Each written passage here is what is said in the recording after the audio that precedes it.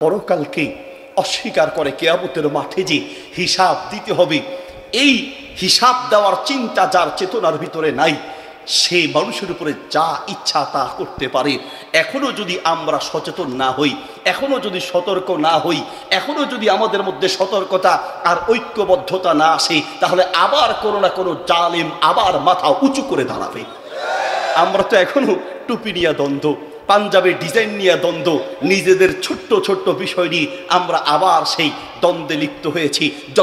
যতদিন না পর্যন্ত মুসলমানদের মধ্যে যদি সত্যিকার অর্থে মুসলমানদের মধ্যে যদি ভালোবাসার বন্ধন ঠিক হয়, মুসলমানদের মধ্যে যদি সত্যিকার অর্থে ঐক্যবদ্ধতা ঠিক হয়, তাহলে কোনো জালেমের এই সাহসে কুলাবে না মুসলমানদের দেশে, মুসলমানদের কান্ট্রিতে বসে মুসলমানদের নবীর বিরুদ্ধে কথা বলার সাহস কোন জালেমের হবে না, ঠিক কিনা? ওরা সুযোগ পায় শুধুমাত্র আমাদের নিজেদের দ্বন্দ্বের কারণে।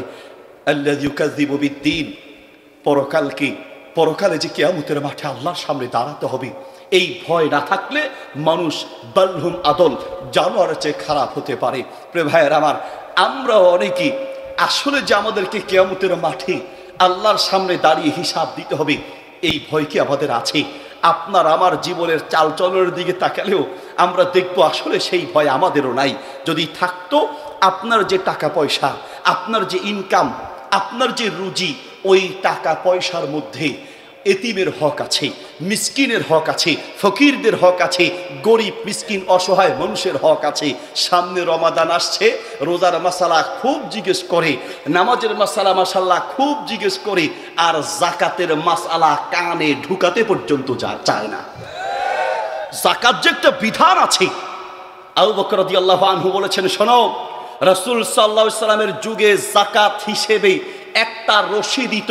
এইরকম রাসূল সাল্লাল্লাহু আলাইহি সাল্লামের যুগে যাকাত হিসেবে যে রশি দেওয়া হতো, কথার কথা, সেই রশিও যদি কেউ দিতে অস্বীকার করে, আবু বকর রাদিয়াল্লাহু আনহু বলেন, আমি নিজে তার সঙ্গে যুদ্ধে লিপ্ত হব। আল্লাহু আকবার। যাকাত একটা ফরজ বিধান। ইসলামের 5টি বিনার একটি বিনা হচ্ছে, একটি স্তম্ভ হচ্ছে যাকাত। প্রিয় ভাইয়ের আবার, কয়জন মানুষ এখানে আপনারা দাঁড়িয়ে আছেন? অধিকাংশ মানুষের উপরে যাকাত ফরজ। যাকাতের বিধান বললেই আমরা খালি ওই কোটি কোটিপতিদের দিকে তাকাই। আপনি লাখপতি, আপনার উপরে তো যাকাত ফরজ। যদি স্বর্ণের হিসেবে ধরি তাহলে প্রায় 1 ভরি স্বর্ণের দাম যদি আমরা এখন বিক্রিত মূল্য ধরি, তো তাহলে প্রায় 1,20,30,000 টাকা হবে, অথবা একটু কম বেশি হতে পারে। তাহলে 7.5 ভরি স্বর্ণ বা 7.5 ভরি স্বর্ণের দাম যার কাছে থাকবে, এটা যদি 1 বছর ঘুরে আসে, তাহলে আপনার উপরে যাকাত দেয়া আবশ্যক। অর্থাৎ প্রায় 9 থেকে 10 লক্ষ টাকার মতো যদি আপনার কাছে থাকে, তাহলে আপনাকে যাকাত দিতে হবে। আর রূপার হিসেবে যদি 1 ভরি স্বর্ণের দাম আমরা 5 থেকে 6,000 টাকা ধরি, 1 ভরি রূপার দাম যদি 5 থেকে 6,000 টাকা ধরি, 1,000 করে হলে 52,500, আর একটু কম হলে হয়তো 40 থেকে 50,000। তার মানে 40 থেকে 50,000 টাকা যদি আপনার কাছে থাকে, 1 বছর ঘুরে আসে, তাহলে আপনার উপরে যাকাত দেয়া ফরজ, আপনাকে দিতে হবে।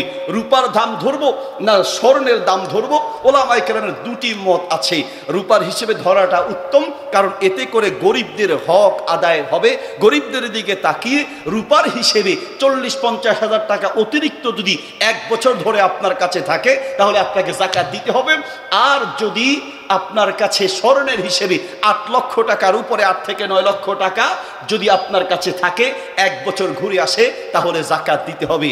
এখন যাকাত না দেওয়ার জন্য কত তামাশা, কত বাহানা। মাসালা তো জিজ্ঞেস করে না, আর কেউ যদি জিজ্ঞাসা করেও এমন সিস্টেমে জিজ্ঞেস করে যেন মুফতি সাহেব বলে, ভাই আপনার যাকাত না দিলেও চলবে। এই কথা বললেই কলিজা খুশি হয়ে যায়, যাক বেঁচে গেলাম। আর যাকাত জরিমানা নয়, যাকাত তোমার কল্যাণে, শুধু গরিবদের উপকার নয়। যাকাত দেওয়ার মাধ্যমে তোমার সম্পদ পরিশুদ্ধ হবে, যাকাত দেওয়ার মাধ্যমে তোমার সম্পদে আল্লাহর রহমত বরকত হবে। যাকাত দিলে সম্পদ কমে না, বরং আল্লাহর রহমতে বৃদ্ধি পায়, ঠিক কিনা? কত তামাশা, হুজুর টাকা তো আছে কিন্তু কাছে তো নাই, হুজুর ব্যাংকে রাখছি, যাকাত কি দিতে হবে? মানে উনি এমন সিস্টেমে বলেন যে যাকাত যে দিব, টাকা তো আমার কাছে নাই, আমি ডিপিএস করেছি, আমি অ্যাকাউন্টে জমিয়ে রেখেছি, হুজুর জাকাত কি দেওয়া লাগবে? টাকা তো কেউ পকেটে নিয়ে ঘুরে না, টাকা হয় ঘরে রাখে, না হয় ব্যাংকে রাখি। ব্যাংকে জমা হিসেবে ডিপিএস বলেন, কারেন্ট অ্যাকাউন্ট বলেন, আপনি যেই টাকাগুলো জমা রেখেছেন আপনার অ্যাকাউন্টে, সেই টাকারও জাকাত আপনাকে দিতে হবে। হুজুর আমার কাছে টাকা নাই, ব্যবসার জন্য আমার ভাইকে দিয়েছি, চাইলে আমি নিতে পারবো। যেই টাকা ব্যবসার উদ্দেশ্যে দিয়েছেন চাইলেই টাকা নিতে পারবেন, কাকে ধার হিসেবে দিয়েছেন চাইলেই আপনি নিতে পারবেন, আপনাকেও জাকাত দিতে হবে। হুজুর আমার কাছে টাকা পয়সা নাই, তো আপনি চলেন কিভাবে? আছে আলহামদুলিল্লাহ, নিজে চলতে পারি, তো এত যে ইনকাম করেছেন টাকা কই? হুজুর আছে এমনি জায়গা জমি আছে, টাকা পয়সা নাই। টাকা কিছু হলেই জায়গা কিনে রাখে, টাকা কিছু হলেই জায়গা কিনে রাখে, বাড়ি করে রাখে, আর ভাবসাব এমন দেখায় মানে জাকাতের বিধান আসলে ওনার মতো গরিব দুনিয়ায় আর একটাও নাই। জমির জাকাত দেওয়া লাগে না, ফসলের জমি মানে জায়গা কিনে রাখলে অনেকে মনে করে জাকাত দেয়া লাগে না, এই জন্য রমজান আসার আগে আগে জাকাত কিনে রাখে। মনে রাখবেন আপনার অন্তরের খবর কেউ না জানলেও বুখারী শরীফের হাদিস আত-তারগিব ওয়াত-তারহিব কিতাবে আছে, মিশকাতে আছে, নবী সাল্লাল্লাহু আলাইহি ওয়াসাল্লাম বলেন, ইন্নাল্লাহা লা ইয়ানজুরু ইলা সুওয়ারিকুম ওয়ালা ইলা জাসামিকুম ওয়ালাকিন ইয়ানজুরু ইলা কুলুবিকুম ওয়া আমালিকুম। শোনো, আল্লাহ তোমাদের চেহারা সৌন্দর্যের দিকে তাকায় না, আল্লাহ তোমাদের শরীরের গঠনের দিকে তাকায় না, আল্লাহ তোমাদের অন্তরের দিকে তাকায়। অন্তরের প্রত্যেকটা বাক্য শব্দ পৃথিবীর কেউ বুঝতে না পারলেও একজন বুঝতে পারেন, তিনি কে? ওই আল্লাহকে ধোঁকা দেওয়া যাবে না। জাকাতের ব্যাপারে ধোঁকাবাজি করার চেষ্টা করবেন না। মনে রাখবেন, যেই আল্লাহ আপনাকে সম্পদ দিয়েছে ওই আল্লাহ চাইলে মুহূর্তের মধ্যে সেই সম্পদকে নাই করে দিতে পারে, সেকেন্ডের মধ্যে আপনার সম্পদ নাই হয়ে যাবে। যদি আমরা অনেকে বলি হুজুর এত টাকা আছে, এই টাকাগুলো যদি জাকাত হিসেবে দিয়ে দেই তো লাখে ২৫০০ দিতে হয়, জাকাত দিতে হয় লাখে কত? ১,২৫,০০০, ২.৫% জাকাত দিতে হয়। তো হুজুর টাকা কমে গেল না? আপনি দেখছেন টাকা কমে যায়। নবী সাল্লাল্লাহু আলাইহি ওয়াসাল্লাম বলেন, মা নাকাসাত সাদকাতুম মিন মালিন, দান করলে আর সদকা করলে জাকাত দিলে কমে না, বরং তুমি দিবে একদিক থেকে। আল্লাহ সুবহানাহু ওয়া তাআলা বলেন, আনফিক ইবনে আদম উনফিক আলাইকা, বান্দা তুমি জাকাত দাও, দান করো, তুমি দিবে একদিক থেকে আর আমি আল্লাহ তোমাকে দিব চতুর্দিক থেকে। তুমি একদিক থেকে দিবে আর আমি আল্লাহ তোমাকে চতুর্দিক থেকে দিব। দিবেন না তো আল্লাহ এমন বিপদে ফেলতে পারে, টাকা নাই হয়ে যাবে। নাই, ওয়াল্লাহি বলছি, ওয়াল্লাহি বলছি। আমি আস্তে আস্তে আমার শাগিরদেরকে বলছিলাম, গার্মেন্টসের মালিক গত বছরের আগের বছর করোনার কথা, 3টা গার্মেন্টসের মালিক একবার আমার সাথে দেখা হয়েছিল। পরে ফেসবুকে তার ছবি দেখলাম, একজন আপলোড করেছে, 3টা গার্মেন্টসের মালিক, কোটি কোটি টাকার মালিক, এমন ভাবে নিঃস্ব হয়েছেন, নিজের রোগের চিকিৎসার জন্য মসজিদের সামনে ভিক্ষা করতে দাঁড়াতে হয়েছে। আপনাকে আমাকে এমন করতে পারে না? আপনাকে আমাকে করতে পারে না? বেশি কিছু লাগবে না তো ভাই। একটা রোগ দিলে, এমন এমন রোগ আছে যেই রোগের চিকিৎসা করার জন্য বাড়ি গাড়ি টাকা পয়সা সব বিক্রি করা লাগতে পারে, ঠিক না? আল্লাহ যে আপনাকে সুস্থ রেখেছেন, আল্লাহ যে আপনাকে কিছু তৌফিক দিয়েছেন, কিছু জমাতে পেরেছেন, সেই আল্লাহর শুকরিয়া আদায় করুন। সূরা ইব্রাহিমের 7 নম্বর আয়াতে আল্লাহ বলেন, লা ইন শাকারতুম লা আযীদান্নাকুম ওয়া লা ইন কাফারতুম ইন্না আযাবি লাশাদীদ। বান্দা আমার শুকরিয়া আদায় করো, আমি আল্লাহ তোমাকে নিয়ামত আরো বাড়িয়ে দিব। আমাদের সবচেয়ে বড় সমস্যা হলো আমাদের মধ্যে শুকরিয়া নাই, কৃতজ্ঞতা নাই। সুবহানাল্লাহ, আল্লাহ সুবহানাহু ওয়া তাআলা বলেন, ইন্নাল ইনসানা লিরাব্বিহি লাকানুদ, মানুষের চেয়ে নিমক হারাম কোনো জাতি পৃথিবীতে নাই। মানুষের চেয়ে নিমক হারাম, মানুষের চেয়ে বেঈমান, মানুষের চেয়ে প্রতারক, মানুষের চেয়ে অকৃতজ্ঞ কোন জাতি পৃথিবীতে নাই। ডানে বামে তাকায় দেখেন, মানুষ খুঁজে পাবেন না। আমি তো মানুষ চালাই। আমার মাদ্রাসায় আলহামদুলিল্লাহ প্রায় 70 থেকে 80 জন শিক্ষক আমার দায়িত্বে চলে। আমার গার্মেন্টসের বিজনেস থেকে শুরু করে বিভিন্ন সময় মানুষ চালাতে হয়।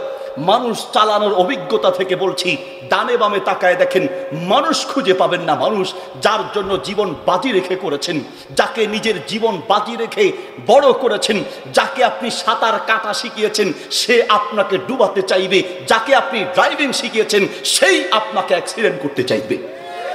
মানুষ খুঁজে পাবেন না। ইত্তাকি শাররা মান আহসানতা ইলাইহি, ইত্তাকি শাররা মান আহসানতা ইলাইহি। যার প্রতি কৃতজ্ঞ করেছো, কৃতজ্ঞ যার প্রতি অনুগ্রহ করেছো, তার লাথি খাওয়ার জন্য প্রস্তুত থাকো। কোথায় পাবেন মানুষ? কৃতজ্ঞশীল মানুষ খুঁজে পাওয়া যায় না। আর আমরা যে কত বড় অকৃতজ্ঞ। ফেনী শহরে আমার একটা মাদ্রাসা আছে, আমার 2 নম্বর ইউনিট বা 2 নম্বর শাখা।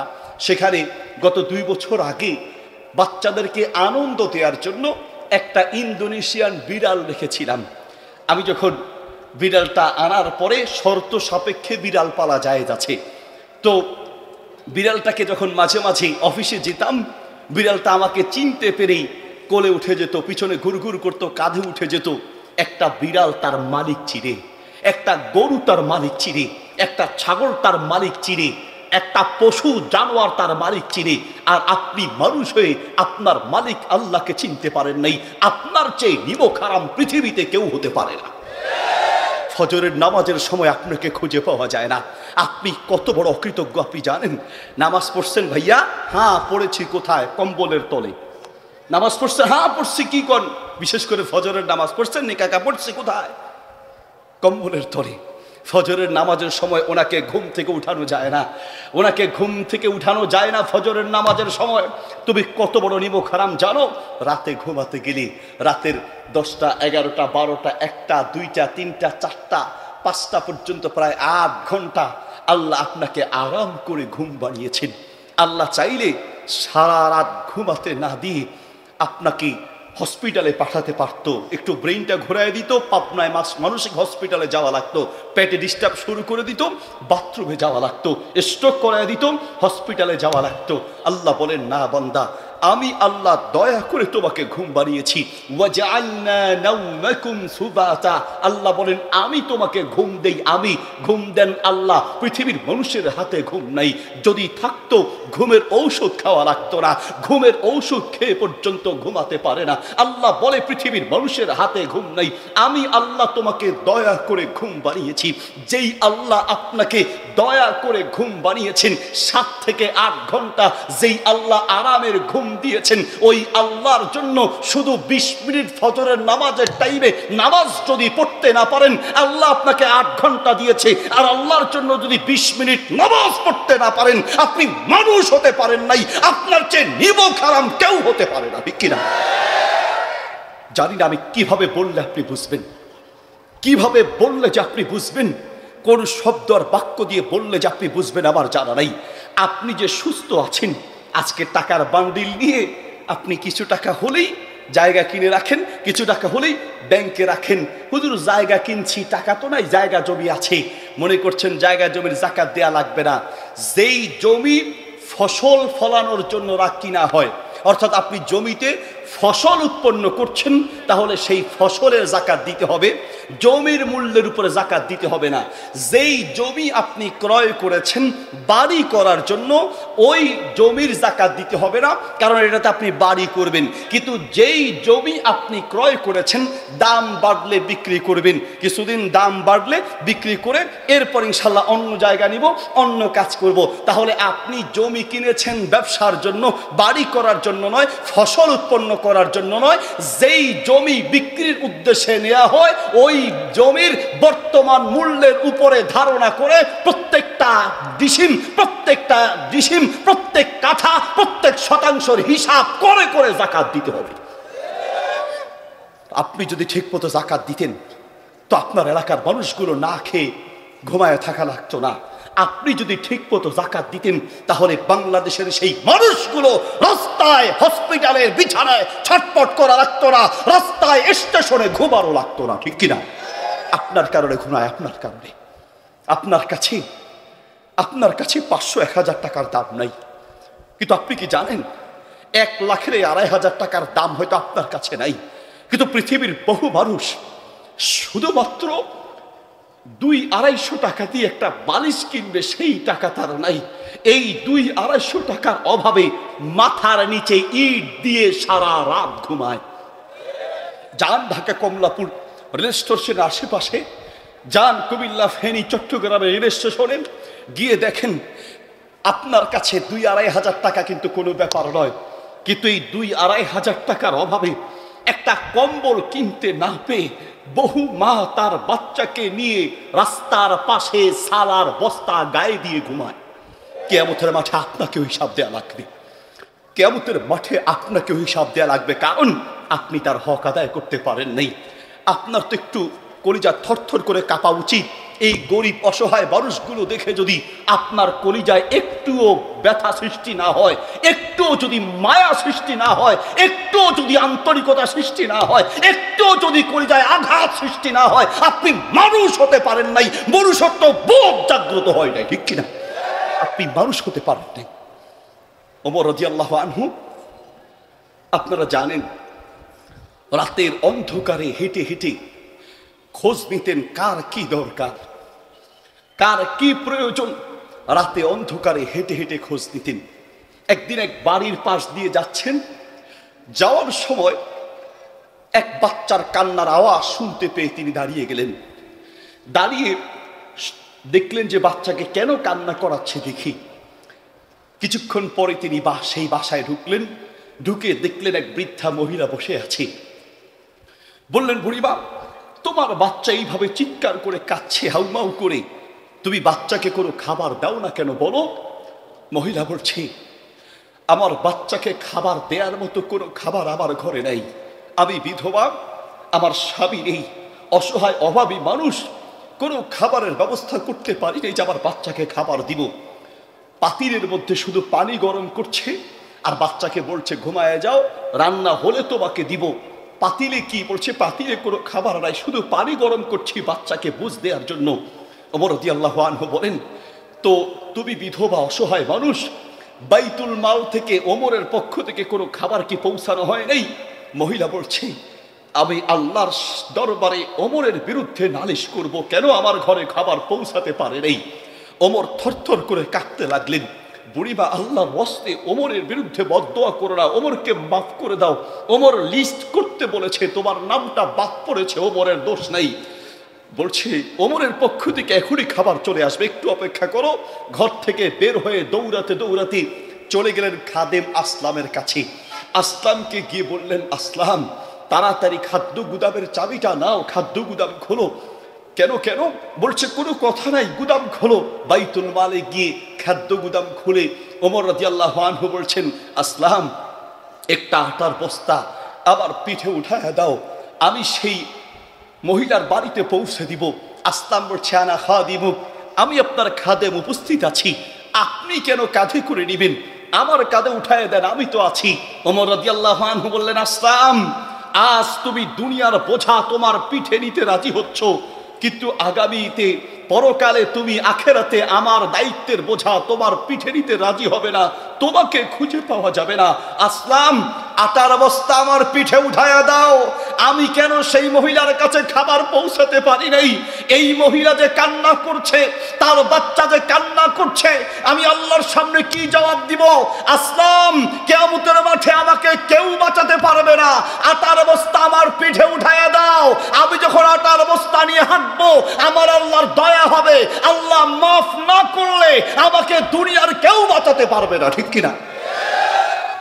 আপনার কারণেই তো পৃথিবীর বহু মানুষ না খেয়ে মরে। আপনার কারণেই তো আপনার আশেপাশের গরিব দুঃখীগুলো অসহায়, পৃথিবীর কাউকে বলতে পারে না। গরিব মিসকিন এমন অনেকে আছে যারা হাত পেতে সাহায্য চাইতে পারে।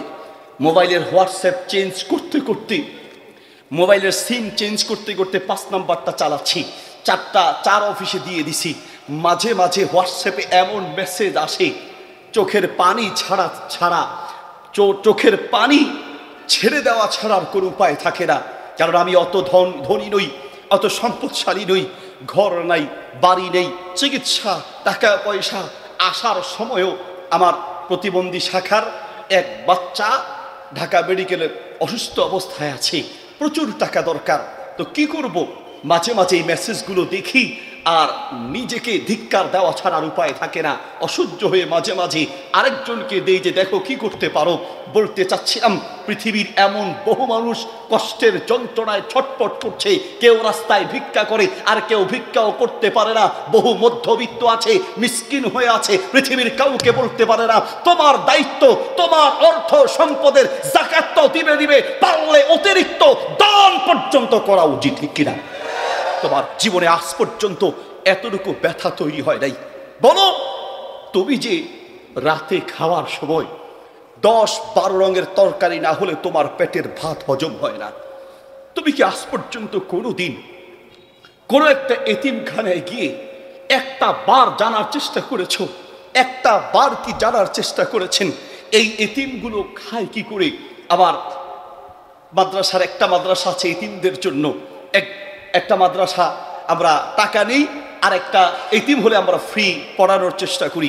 আমার একটা শাখায় 2 জন ছেলে এসে বলছে, ওস্তাদ আপনার মাদ্রাসায় যেই টাকা দিতে হয়, আমার বাবা মা গরিব মানুষ, ওস্তাদ আমরা এত টাকা দিতে পারবো না, তবে আমরা 2 জনে মিলে একজনের খাবার খাবো এবং একজনের টাকা দিয়ে পড়তে চাই। 2 জনে মিলে একজনের খাবার খাবো। আমি বললাম, পরে আমি সুযোগ করে দিয়েছি 2 জনকে পড়ালেখা করার, কিন্তু আমি বলতে চাচ্ছি তাদের হৃদয়ের কথা, তাদের হৃদয়ের কথা আপনার কানে ঢুকাতে চাচ্ছি। যদি আপনার মাঝে মনুষ্যত্ব থাকে তাহলে আশেপাশের এতিম মিসকিনগুলোকে, এতিমখানাগুলোতে গিয়ে খোঁজ দিবেন। 2 জনে মিলে একজনের খাবার খেতে চাচ্ছে, আপনার 10-12 রঙের তরকারি না হলে খাবার চলে না। বহু মানুষ ডালের পানি পর্যন্ত খুঁজে পায় না। আসুন্নাহ ফাউন্ডেশনে যান, আজকে আসুন্নাহ ফাউন্ডেশনের চেয়ারম্যান শেখ আহমদুল্লাহ হাফিজাহুল্লাহ আসবে, লিস্ট একটু জানার চেষ্টা করেন। আসুন্নাহ ফাউন্ডেশনের দায়িত্বশীল যে ভাইয়েরা আছে একটু লিস্ট জানার চেষ্টা করেন। পৃথিবীর কত মানুষ থাকার জন্য একটা ঘর পায় না, খাওয়ার জন্য ভালো মতো একটু নিজে সন্তানদেরকে নিয়ে একটু ভালোভাবে চলবে, ভালোভাবে খাবে, ভালোভাবে চিকিৎসা করাবে। কত মানুষ চিকিৎসার অভাবে ধুকে ধুকে চোখের পানি ফেলে দুনিয়ার থেকে বিদায় হয়। আর আপনি রাখতে পারবেন এই টাকা? পারবেন তো? কবরে নিয়ে যেতে পারবেন না এই টাকা? পারবেন না। কার জন্য যাকাতের টাকা জমায় রাখেন? কার জন্য? ছেলে মেয়ের জন্য, বিবি বাচ্চার জন্য? ওয়াল্লাহি বলছি, আমি আজকের এই সরকার বাড়ি যুব সমাজ উদ্যোগের মাহফিল থেকে বলে যাই, ওয়াল্লাহি বলছি, যেই সন্তানকে যাকাত না দিয়ে যাকাতের টাকা খাওয়ায়া বড় করবেন, লিখে রাখুন, যাকাত না দিয়ে ওই সম্পদ যেই বাচ্চার জন্য রেখে যাবেন, মনে রাখবেন এমনও হতে পারে এই বাচ্চা আপনাকে ঘর থেকে বৃদ্ধাশ্রমে পাঠিয়ে দিবে। আল্লাহ বলেন, ওয়ামাল হায়াতুদ দুনিয়া ইল্লা মাতাউল গুরুর। তুমি যে সন্তানের ধোকায় পড়েছো, তুমি যে বিবি বাচ্চা সন্তানদের মায়ায় পড়েছো, আল্লাহ বলে এটা একটা ধোকা। শোনো, বান্দার জন্য আল্লাহ ছাড়া আপন বলতে কেউ নাই। যে সন্তান, আমি আমার সন্তানের কথা বলছি, আমি আপনার সন্তানের কথা বলছি। কয়েকদিন আগে আমাকে প্রশ্ন দিয়েছিল একটা মাহফিলে, হুজুর আমরা 5 ভাই, আমার অন্যান্য ভাইয়েরা, আমার মা বাবার প্রতি মাসে অনেক টাকার ঔষধ লাগে, আমার বউয়ের সাথে এগুলো নিয়ে ঝগড়া হয়, আমার কোনো ভাই ঔষধের খরচ দেয় না, সব খরচকে আমাকেই দিতে হবে, আমার উপরেই কি দেওয়া আবশ্যক? তার মানে অন্য ছেলেরা ঔষধের খরচ দেয় না, যে মোটামুটি একটু বুঝে সেও চিন্তা করছে যে না দিয়ে বাঁচা যায় কিনা। বহু ছেলের বউ ছেলেকে মাস শেষে হিসাব দেখায়, গত মাসে তোমার বাবা মায়ের পিছনে ঔষধ খরচ কত গিয়েছে জানো, কত টাকা লেগেছে জানো তুমি? বৌমা তোমরা হিসাব মিলাও, হিসাব। শোনো, কিয়ামত পর্যন্ত চেষ্টা করলেও হিসাব মিলাতে পারবে না। আমি একজন বাপ, আমিও বুঝি পৃথিবীর প্রত্যেকটা মার বাবা অসুস্থ হয় তার সন্তানকে মানুষ বানাতে গিয়ে। পৃথিবীর প্রত্যেকটা বাপ, পৃথিবীর প্রত্যেকটা মা অসুস্থ হয় তার সন্তানকে মানুষ বানাতে গিয়ে। পৃথিবীর প্রত্যেকটা বাপ অসুস্থ হয়, চিররোগী হয় তার সন্তানকে মানুষ বানাতে গিয়ে। আপনি ঘুমাতে গেলেন, ঘুমাতে যাওয়ার 10 মিনিট পরেই যদি আপনাকে কেউ ঘুম থেকে জাগিয়ে দেয়, মেজাজ গরম হয়ে যায় না? রাগ উঠে যায়, শরীর থরথর করে কাঁপতে লাগে বেটা, মাত্র কাঁচা ঘুম 10 মিনিট হলো আর আমাকে ঘুম থেকে জাগায় দিলি। হ্যাঁ, শরীর অসুস্থ হয়ে যায়। কাঁচা ঘুম ভেঙে গেলে আপনার অসুস্থ হয়। একদিন ঘুমে ডিস্টার্ব হলে আপনার চেহারার দিকে তাকানো যায় না। একদিনের ঘুমের ডিস্টার্ব হলেই আপনার মেজাজ গরম হয়ে যায়, শরীর অসুস্থ হয়ে যায়। আর যেই মায়ের কোলে সন্তান আছে, ওই মা আর বাবা, বিশেষ করে ওই মা এক রাতে কতবার ঘুম থেকে জাগতে হয় তার করে হিসাব মিলাতে পারবা না। তবে হিসাব মিলাও, আমি আমার বাবাকে কোনো দিন দেখি নেই। এখানে এই মুরব্বী বাবারা আছে, অর্থ ছিল, একেবারে মিসকিন ছিল না, কিন্তু আমি আমার বাবাকে জীবনে কোনো দিন দেখি নেই। আমার বাবা হোটেলে গিয়ে রুটির সাথে কাবাব খেয়েছেন, গোস্ত দিয়ে নাস্তা করেছেন, আমি কোনো দিন দেখি নেই। আমাদের বাবারা নাস্তা করতে গেলে রুটি আর গোস্ত খুঁজতেন না, বেশি থেকে বেশি রুটি, ডাল ভাজি, রুটি।